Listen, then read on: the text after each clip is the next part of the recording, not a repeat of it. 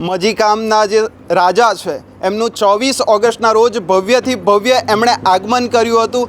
અનેક કાર્યક્રમો રસ્તાઓમાં યોજાયા હતા, ગંગા આરતી થઈ હતી, વિશેષ આકર્ષણો સાથે લોકોએ પણ એમાં જોડાયા હતા। તો આ બધું આયોજન કરવા માટે પણ આર્થિક રીતે પણ કેટલાક ખર્ચાઓ થતા હોય છે, તો એમના વિશે શું કહેશો તમે?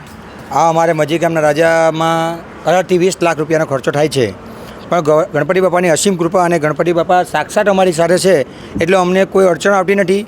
અહીં દરેકની માનેલી મનોકામના પૂર્ણ થાય છે, એટલે લોકો વલસાડ, વાપી, સુરત દરેક લોકો અહીં દર્શન કરવા માટે આવે છે અને દરેકની મનોકામના પૂરી થાય એ અમે ફીલ કરીએ છીએ।